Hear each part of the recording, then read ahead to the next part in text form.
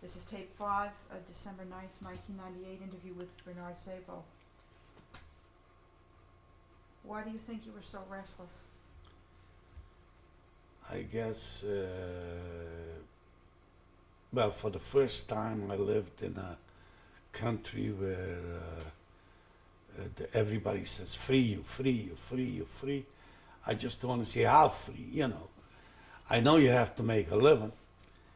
And for some reason, I just could not hold on to any type of job. Give you an idea. I had a job once in Passaic, New Jersey. I was still with my brother. So the guy picked us up every morning to take us out to the job, to Passaic, New Jersey.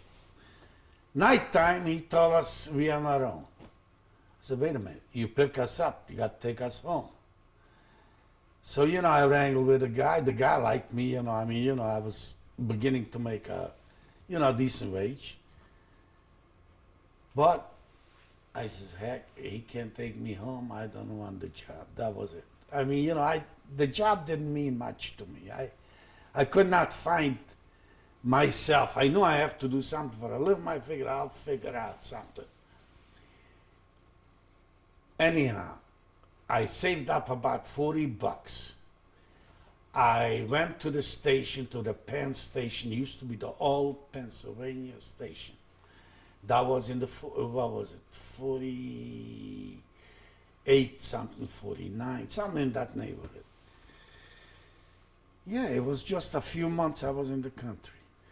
I go over to a clerk and I says, I'm looking for a ticket to go as far west as this money takes me. And I told him how much money I had. I said, I can spare about $35 because I always figured to have a few dollars in my pocket. He says, tell me once more. And he started like, to me it sounded like fun on me. He, you know, he liked my accent. Say west again. So I say west, west. He picked me out and sent me into Minneapolis, Minnesota. I wound up in Minneapolis, Minnesota.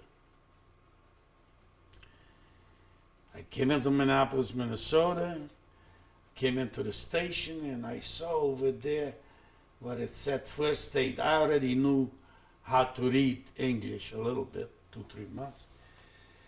So I go over to the aid station, they say, no, that's first aid. I didn't know what they were saying. I said, that's what I need, first aid. But you're not sick, I mean, you know, first, I don't know what they were saying. Anyhow, they got a hold of the Jewish agency, United Jewish Appeal. There was a pretty gal came to greet me. And she interviewed me and she talked to me, you know, nice, very nice. And she says, they're gonna get me a job and they're gonna get me a place to stay. So I wound up staying 711 Newton North, Minneapolis, Minnesota, by a Siegfried family. It was a nice Jewish family who come over here in 1938. Did you find employment? They gave me employment, Essex Garment Company. I got a job there. As a matter of fact, I got a job quick.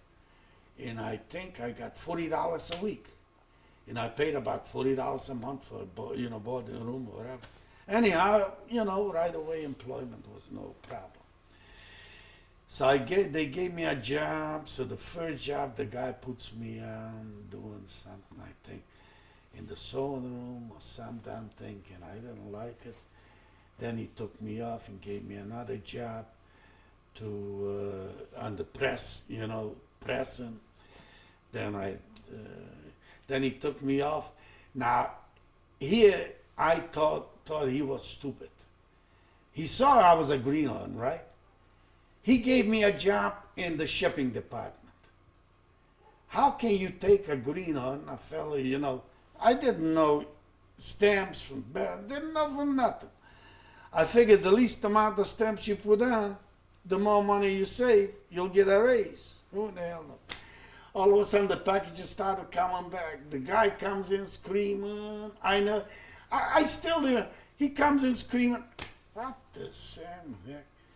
And he tried to explain me. You don't put too much on, too little, to this, that.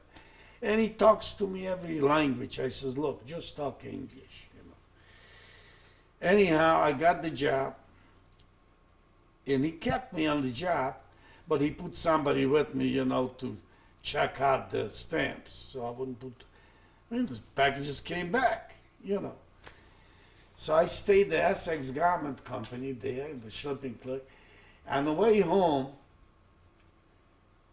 I saw a sign.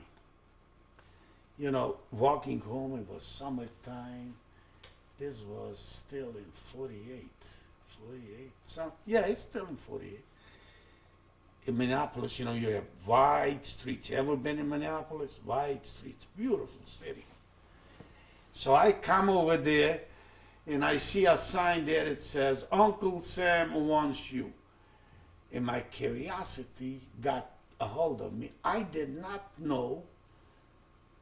What do you mean Uncle Sam wants you? Maybe he wants me too. So I walked in there.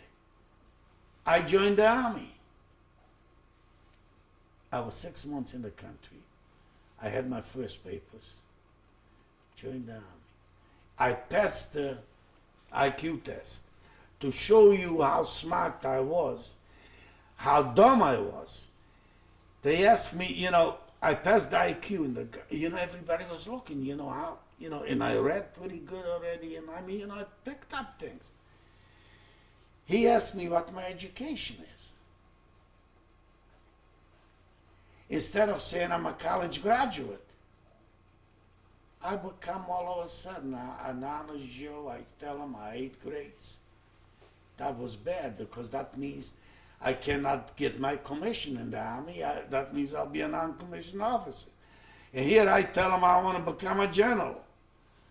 The guy was laughing. He says, well, you got a good IQ. What is your education? I say 8 grades. Now, wasn't that stupid?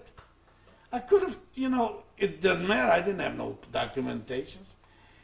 Anyhow, through that honesty, I got into the Army, Fort Riley, Kansas. Now, that job, you don't quit. I was signed up for 3 years. So, but in 3 years, I can't quit. I liked the Army. But I didn't like the idea that I can become a commission. I can get a commission. That bothered me. Did you have any difficulty with in the Army? Were there any experiences in the Army that Oh, reminded you of what had happened? I came into the Army. First of all, I hardly spoke English because I was only here about 6 months. They asked me what size clothes I wear. I shrugged my shoulders. It took them a day, to outfit me. But anyhow, I got outfitted, the Army clothing. And I had a very good experience. The Army was the best thing that ever happened to me. But did the regimentation of the Army I loved evoke any No, I loved it. There's no regimentation. People here think, that basic training, I was with kids from Oklahoma, Pennsylvania, Nebraska, from all over. Those kids were crying like, they couldn't stand. To me, I was the first up in the morning. I had me a ball. It was like the greatest thing, There's very little, the discipline to me didn't bother me a bit. That was no discipline. In comparison where I was, that thing was heaven on earth. I would have stayed in. Did you ever experience any anti-Semitism when you were in the Army? Not me. There was a fellow from Brooklyn, he did, and he was going around. I says, shut up. I couldn't. How long were you in the Army? 16 months. I got married while I was in the Army. I found a way out. I got married, and I was in Camp Lee, Virginia. From Fort Riley, Kansas, I got there, Camp Lee, Virginia. I got married and I put in for a dependency discharge. I got a dependency discharge. That means my wife, you know, being I was married, my outfit was leaving for Korea. Korean conflict was on that time. So I figured out the way of getting out of there too. Then I got me a job in Richmond. But I want to become a big macher, you know. I couldn't, I had to go to the top. So finally, I went to work for a fellow by the name of a tailor. Gee, I can't think of, anyhow, it was a tailor. I want to buy him out. I hardly had any money. But that didn't stop me. I figured there's banks there somewhere, you know. I want to go into business for myself. I figured, you know, that's the only way out. So to make it short, I married my wife. I wound up in Michigan on a job in 1954. And I was there till 1959, something like that. I made $10,400 a year. A lot of money those days. That's like making today $130,000 a year. That's at least 10 times. I mean, you know, it's today, you know, it's a different currency. Who was the I bought woman that you married? Huh? Who did you marry? My wife, What's her name? Shirley Fine. She was Shirley Fine. Anyhow, I got married, and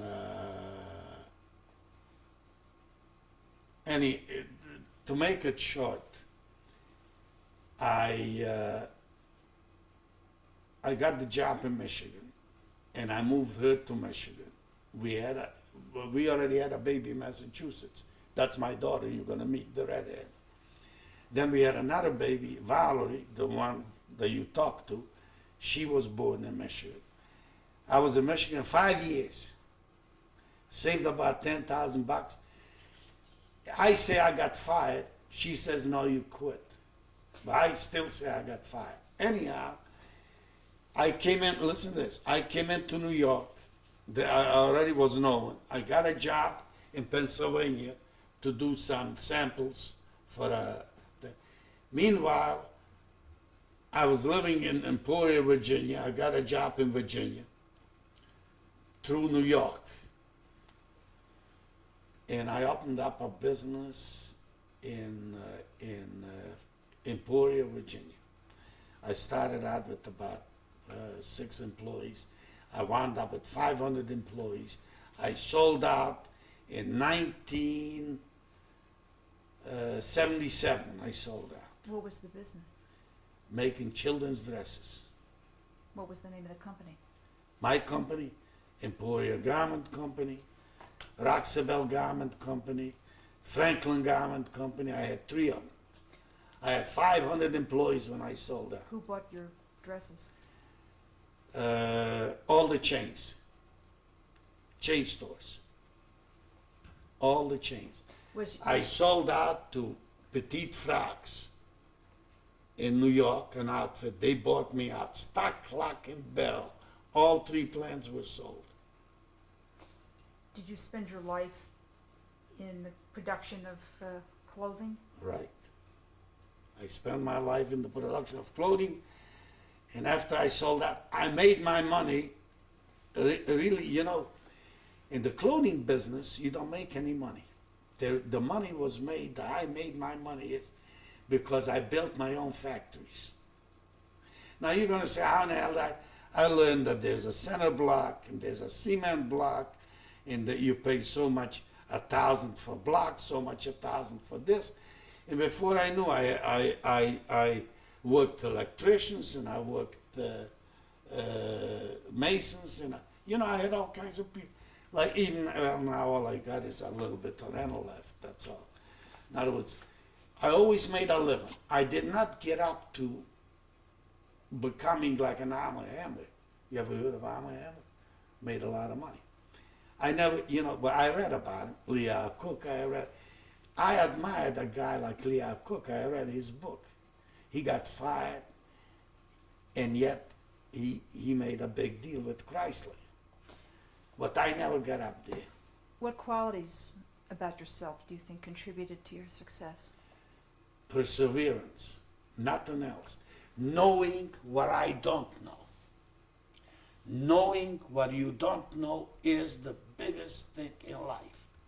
If you find people, most people are scared to tell people that I don't know. If I know what I don't know, then I hire in somebody who knows what I don't know. I think that's what made it. Did you have children? I have 2 daughters. Was there ever a time when you started to talk to them about what had happened to you in Europe? I talked to them, but you see, I have an American-born wife. You know, it's very hard because that subject is not a pleasant subject. And everybody wants to shelter their children from it. And I'm no different. I wanted my children to know it, and yet I was always scared. First of all, I was scared that my children should never want for anything. I didn't want my children to be to be hungry or to be without. That's not so good, but that's the way I was. So I would have done anything short maybe of stealing. Maybe I would have even done that than to see them in poverty. I want to make sure that I sleep on a mattress. I have food, clothing, shelter, and transportation. There's 5 things that you got to have. And I drilled that in them. Did there come a time when you started to talk? Well, And how did it come about? I was strict with them. And I guess that didn't set off too good. I was very strict with them, especially with girls. You know, I grew up in a boy family. And I was very, very protective of my daughters. So I'll tell you, I was scared if they get near a boy that something is going, Did there come a time when they started to ask you? Yeah. I explained it to them. I never sheltered it from them. As a matter of fact, I took my younger daughter, I took her a few years back, I went to visit her. I took her in Washington to the museum, and I showed her. And I showed them the town where I grew up. I got a tape. What was the experience of going through the museum in Washington like? Well, she went on her own, I went on my own. The museum shows the world. It's very important to let the world know because you see, you got people that deny the Holocaust. You can't deny the Holocaust. What was the experience like for you? For me? Yes. Well, don't forget, I came, like I say, I never thought in my lifetime that I'll be taking my children to show it to them.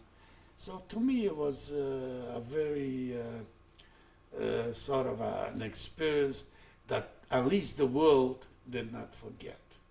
I showed them, this is it. You see, remember, people are, that's the way we are. So they say, Daddy, but how come? I says, well, the only thing I can tell you is that Cain killed Abel. They were 2 brothers.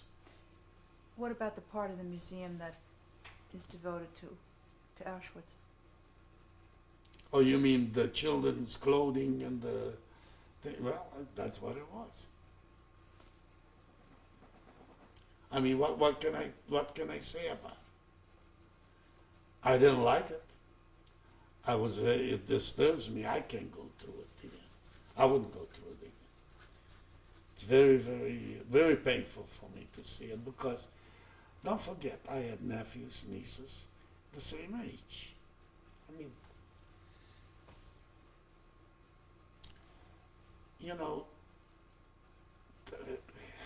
how can I explain it to you?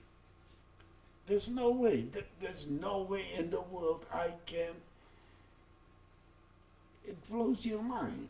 And here we're talking about people, about abortions and all that stuff. Where were those people then? They kill them when they're alive. I mean, to me, it's very hard to believe that human beings do that to other. But they say, can it happen again? That's what they ask me all the time. I give speeches once in a while. I don't know if in schools. Can it happen again? I says, yes. They say, what do you base it on? Very simple. Human beings are human beings. I says, so how, they say, how come it doesn't happen here in the United States? I says, very simple.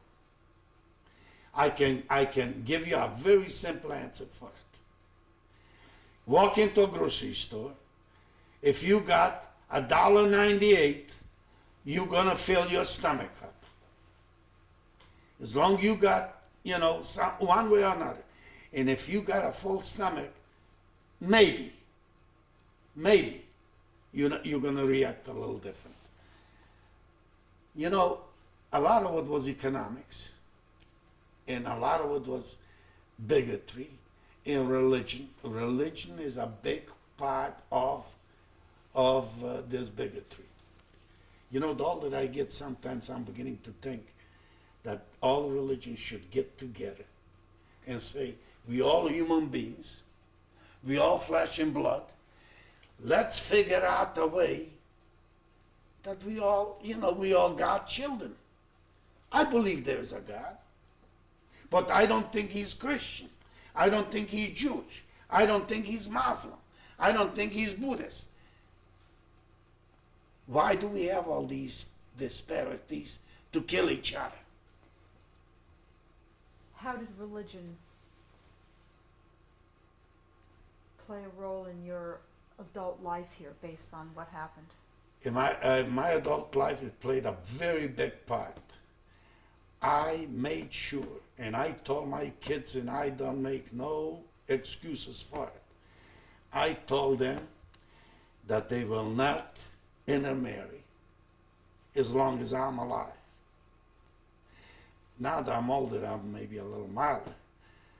And I told them, I don't care what it is, they should marry their own. Marriage is hard enough without, period.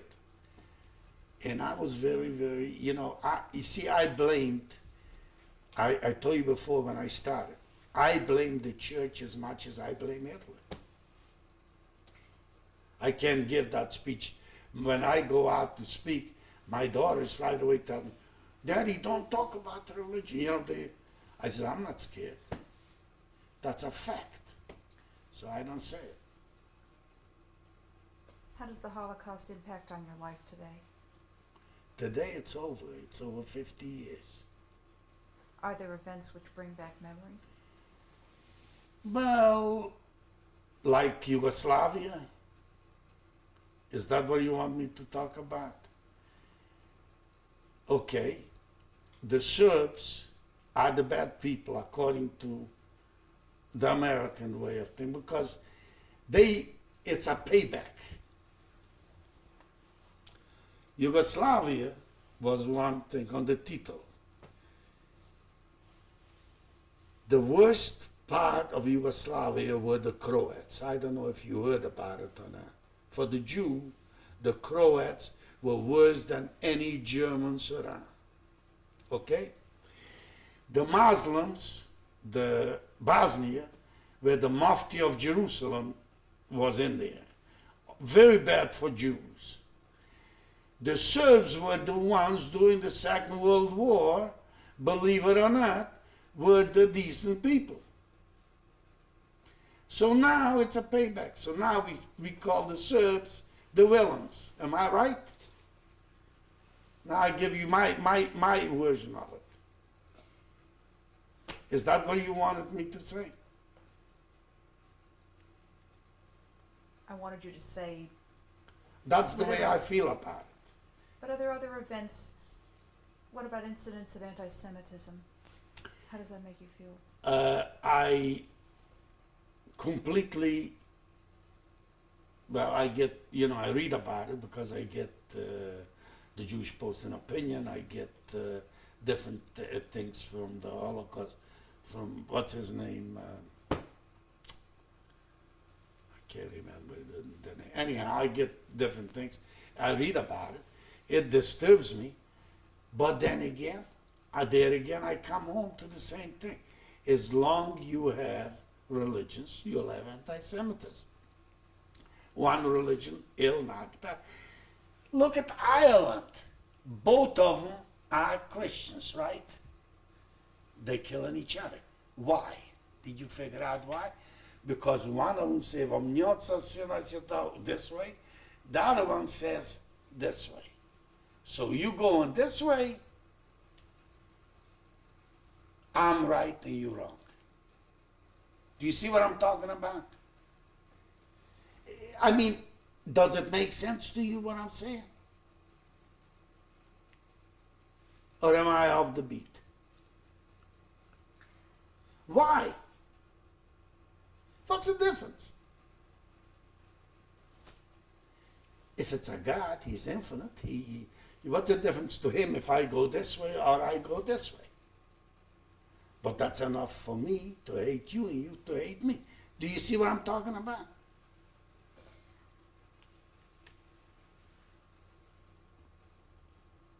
Am I overdoing it? Do you find yourself ever recalling experiences that you had during the Holocaust in your dreams? I dream every night. There isn't a night. I don't dream normal, but I always see myself saying goodbye to my grandfather.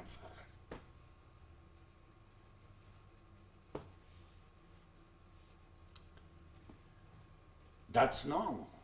All of us do that. That's a normal thing. I think, I don't know. What do you I consider myself, in that respect, I'm different than anybody. I mean, my acts are different. When you were growing up, what did you miss most about your grandfather? Well, I missed his. We were very close. On my mother's side, my grandma, very close, because I was the oldest. I was his daughter's oldest grandson, and we were very. And Aaron, he used to like him too. We liked our grandfather. He was a mild type of person, and we were close. Look, we didn't have a childhood. The only thing I missed is, you see, actually I'm 75 years old, but I'm actually 50 years old. 50 years old this year, because the only thing I lived is when I came to this country. We're going to take a break and resume in a moment.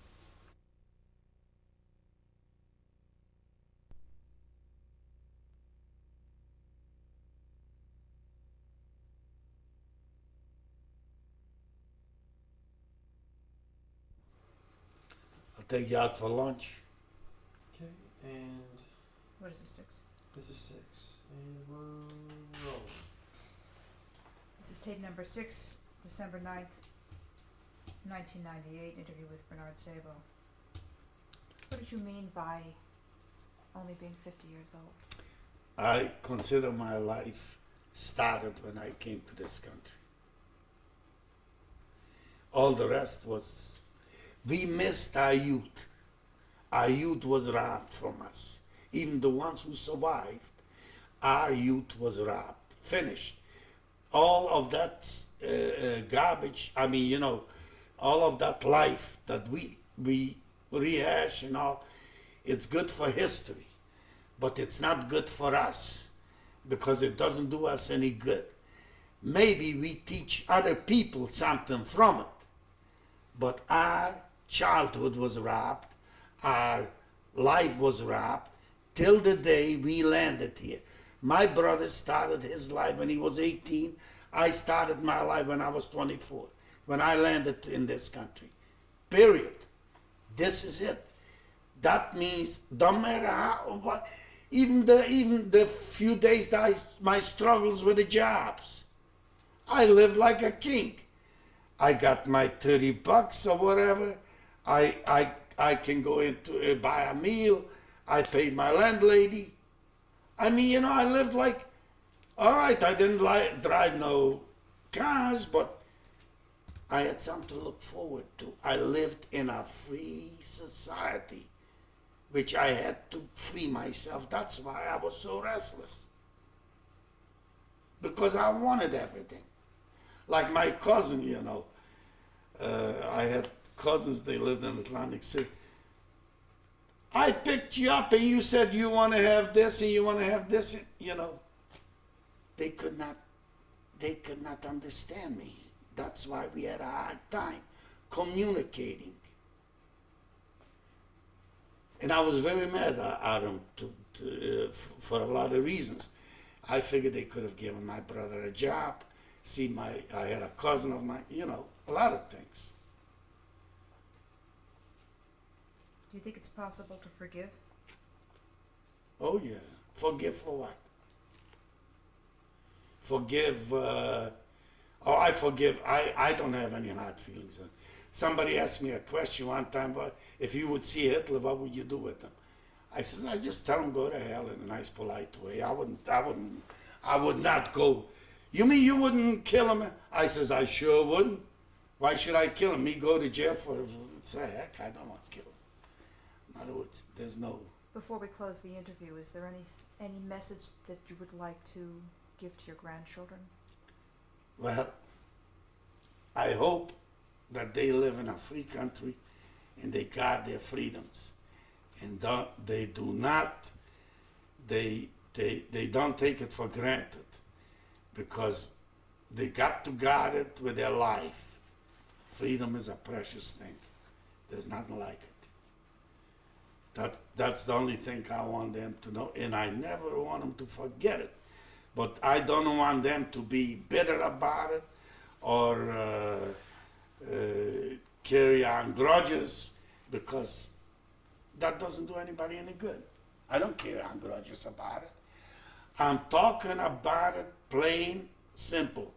I want people to know what human beings are. That's it. Not because I have hard feelings against, I don't have any hard feelings against anybody.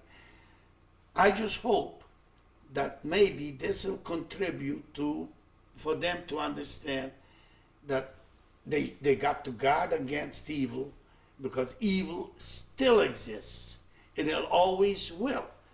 There's something in us, I don't know what it is. If I would know, I would be a multi-millionaire. Who the heck knows? Nobody knows. We just don't know. But I think that's the reason I'm glad to make the tape, so it'll be there for the next generations, for my grandchildren and my children. Thank you very much for letting us hear your story today. Do I get a copy of it?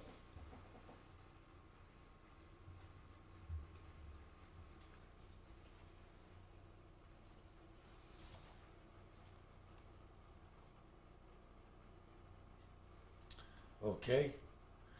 From the left is my grandmother.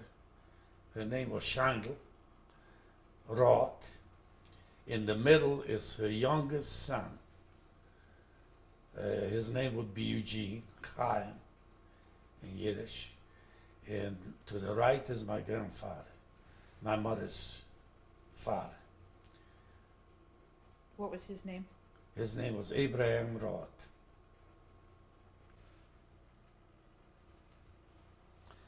Okay, from the left, that's my mother. Her name was Helen Roth, her maiden name, and her married name was Helen Szabo, in Yiddish Leah. To the right is my father, Mendel, in Yiddish, Menhard Szabo, or Szabo Menhard, in European. And that's my father and my mother.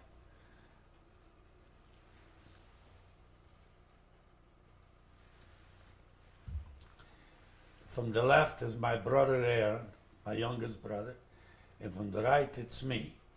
And we were about, I say, 18 and 24 Where was this photograph taken? in Italy.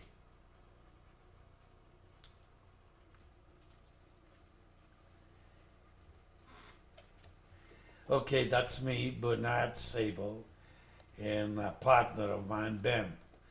I forgot his other name. Where was this photograph taken? That was taken in DP camp in Lecce, Italy.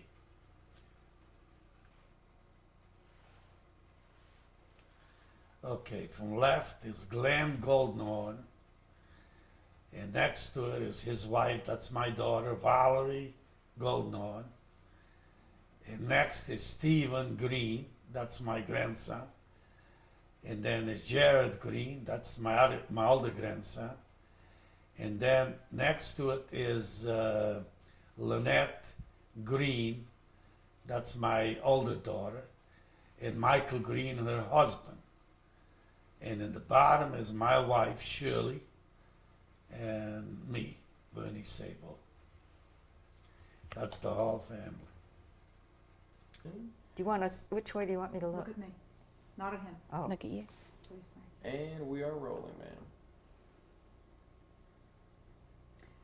Mr. Szabo, would you please introduce the members of your family who are here? My wife, Shirley, on my left, my daughter, Lynette, on my right.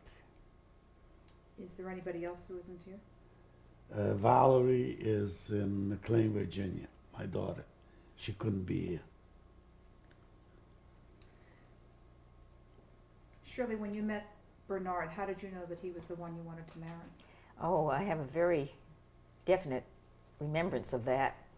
When he was introduced to me, he kissed my hand, and I thought I was in seventh heaven. I wasn't used to anybody kissing my hand at that time. What did you like about him? Well,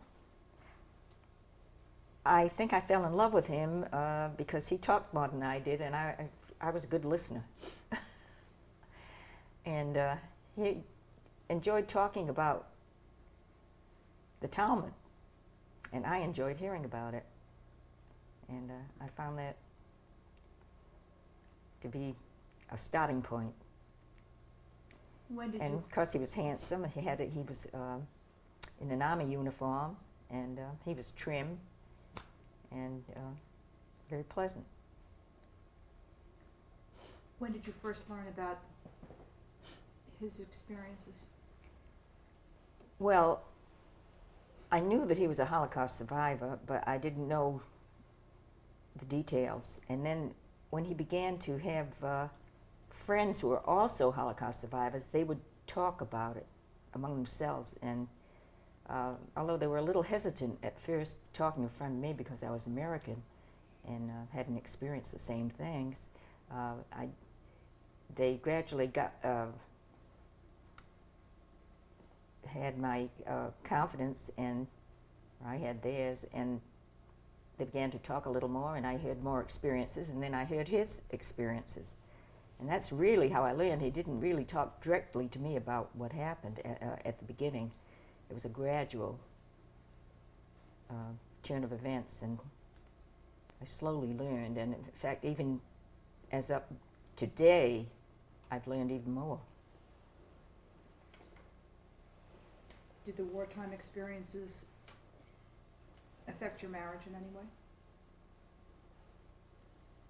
No, I don't think so. I mean, we were both ambitious. He wanted to get ahead.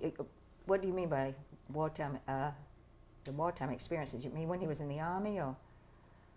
In Europe, in Hungary.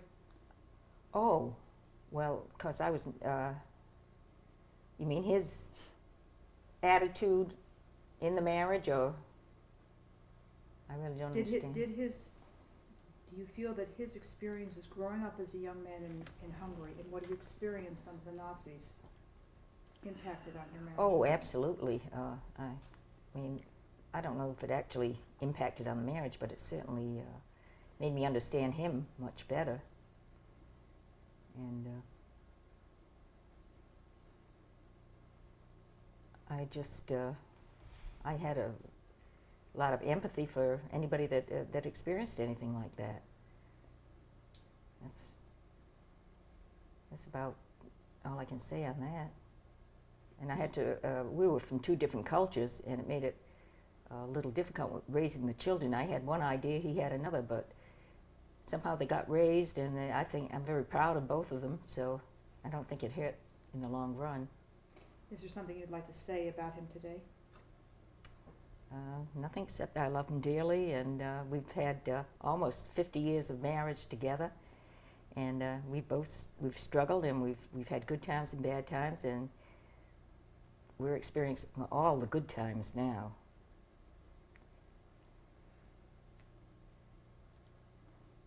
Would you like to say something about your father?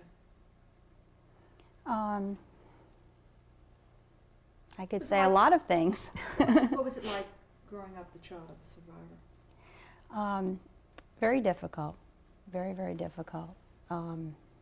There were a lot of feelings that I experienced that my friends didn't experience, and there were a lot of thoughts that I had that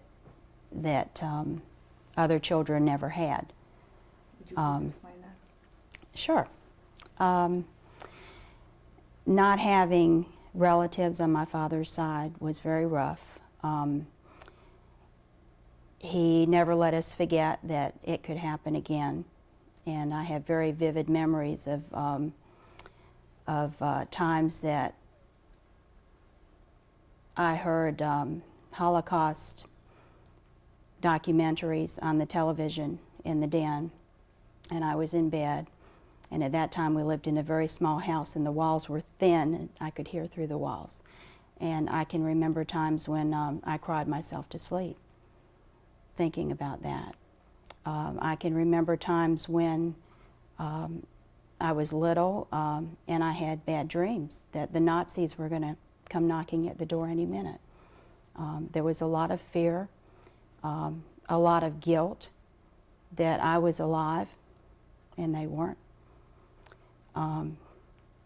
A lot of expectations that I felt they had for me, particularly my father, because my sister and I were the only ones that he had that were left. So we had to live for the people who had died. Are you named after anybody? My mother. Yes. What My is she? father's mother, Leah. And I believe in English her name would have been Helen. Is that right? Helen, well, in Europe, you know, you could name anything.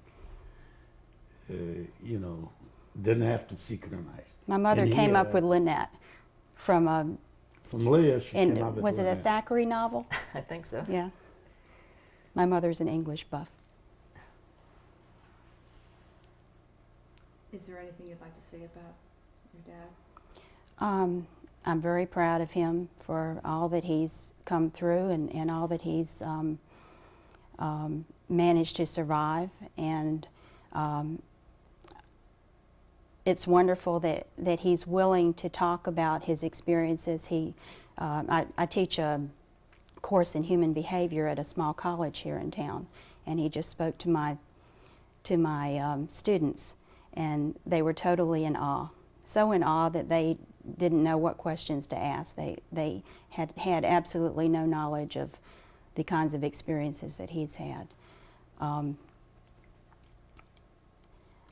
glad that he's willing to do that, and I hope he will continue to convince people that we still need to be vigilant, that it could happen again, not to convince them in a paranoid way, but in a realistic way, that we need to be aware that the Holocaust did happen and that it could happen again if we're not aware.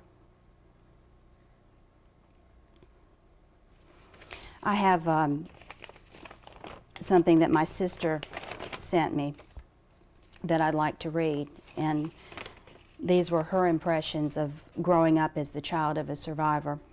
Your sister's name? My sister's name is Valerie. Valerie Szabo Goldenhorn. This is how she begins. Different. You always knew you were different. Our life experience was different because his was different, in a way that other children growing up in the small southern town we were raised in could never experience. There was never small talk at dinner. There were conversations about politics, history, religion, and the war. The one that took his parents, my grandparents, and aunts, and uncles, and cousins. My father made sure that my sister and I were aware, not paranoid, but aware of the very real existence of anti-Semitism, of its extremes, of its horrors. There were many times that it was painful for me as a child, and sometimes still as an adult, to watch my father's pain, his deep, deep sadness, when he would talk about his brothers, his parents, and about saying goodbye to his grandfather. There were times that I remember feeling angry that I did not have paternal grandparents and that I was without an extended family, all because of anti-Semitism. Daddy has always made sure that we knew that anti-Semitism was not confined to the Nazis. He has always emphasized that we be aware of the current political climate, of historical perspective, and of religious bias. He educated us about the Holocaust experience in a way that no history or textbook could ever accomplish. Daddy's focus was not revenge, although that view and perspective was warranted. It was to educate us and to ensure that we educated our children about the very real possibility of Holocaust. As a child, I was and continue to be proud of the manner in which Daddy has continued to talk about his experiences, to educate people, and in his insistence that no one be allowed to forget. My husband Glenn Goldenhorn and I were recently blessed with a child, a beautiful son named Jeffrey Isaac Goldenhorn. Jeffrey will be enriched in his life to share in and experience the depth of emotion and understanding that comes with being a descendant of a survivor. I am proud that the survivor is a man like my father. To my father, the most important lesson is that we never forget we are Jews and that we never forget that the 6 million died in the Holocaust. I can promise him that I never will, and that our son will have awareness of his cultural and religious heritage. Daddy, I promise you, we will never forget.